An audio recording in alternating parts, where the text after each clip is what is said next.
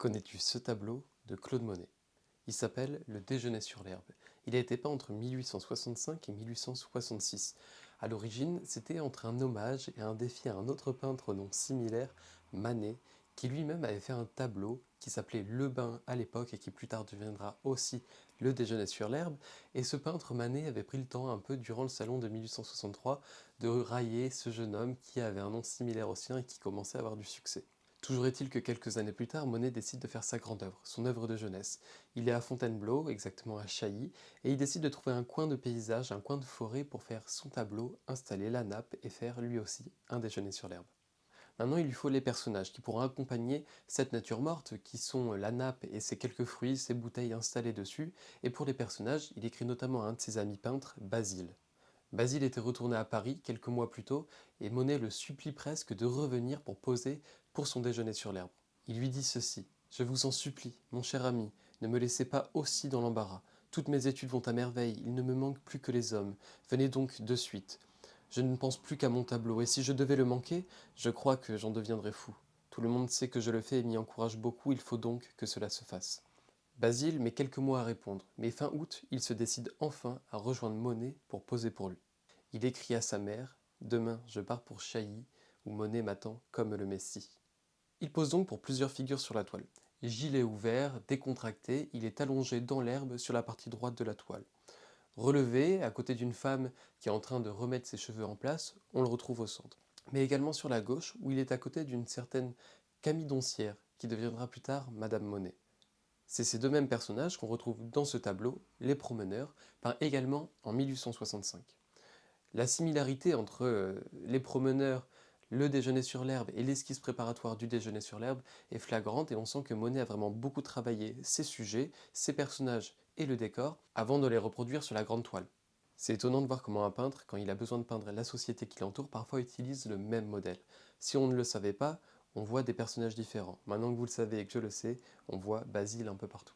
Des femmes sont présentes aussi, ce serait la petite Eugénie, pour laquelle Monet aurait quitté Honfleur l'été précédent, et ce serait aussi la jeune Gabrielle dont il a annoncé l'arrivée à Basile au début du mois de mai.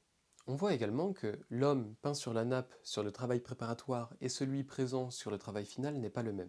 C'est que Gustave Courbet vient parfois donner des conseils à Monet. Il le retrouve dans son atelier, peut-être lui fait-il des critiques positives et parfois un peu plus négatives. Dans tous les cas, il y a un rapprochement de ces jeunes gens, de Monet et Basile, avec une autre société, celle du Gustave Courbet. Mais le sujet le plus important chez ces impressionnistes, ce n'est évidemment ni la nature morte ni les personnages, c'est le cadre dans lequel se déroule cette scène. Monet porte des valeurs et il les transmet ici. Pour lui, c'est important que les peintres aillent en extérieur. Le tube a été inventé, on a plus de facilité pour faire cela. Alors on trouve un cadre et on le peint de façon naturelle, on peint ce qu'on voit. Cependant, on va voir que cela va être un peu compliqué pour lui une fois son retour à Paris. Monet rentre à Paris dans son atelier de Fürstenberg un peu avant l'hiver 1865. Cet atelier, il le partageait avec Basile. Cependant, Basile a décidé de le quitter. Monet doit donc, s'il veut rester, payer les deux parts du loyer, ce qui n'est pas possible pour lui à cette époque. Avant la fin décembre 1865, il va donc devoir quitter l'atelier, lui qui avait prévu d'y préparer sa grande toile. Il a accès à un autre atelier qui est prêté par une amie de la famille. Cependant, pour lui, tout est un peu différent.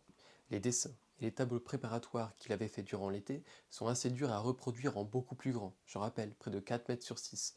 De plus, ce n'est plus du tout la même ambiance à Paris. La peinture en extérieur de l'été a laissé place à une peinture d'intérieur. L'hiver, c'est assez terne, c'est dur de retrouver les bonnes couleurs. Pour Monet, c'est très compliqué de faire une œuvre dans ces conditions pour qu'elle soit réelle, pour qu'elle soit liée à sa vérité. Durant l'hiver 1865-1866, Monet décide d'abandonner son projet de jeunesse. Il expose quand même au Salon de 1866 avec deux toiles, dont l'une fait grand bruit. C'est Camille qui est représentée. Camille, vous savez, cette jeune femme qui était déjà représentée dans la partie gauche du Déjeuner sur l'herbe. Celle-ci qui deviendra Madame Monet, et ici avec une longue robe verte de dos, et c'est un des premiers grands succès de Monet. Ce tableau deviendra La femme à la robe verte. S'il expose aussi l'allée de Barbizon durant ce salon de 1866, qu'est devenu le Déjeuner sur l'herbe? Qu'en a-t-il fait? Eh bien c'est lui qui le raconte en 1920. Il dit ceci: Je devais payer mon loyer, je l'ai laissé en gage au propriétaire qui l'a roulé dans sa cave.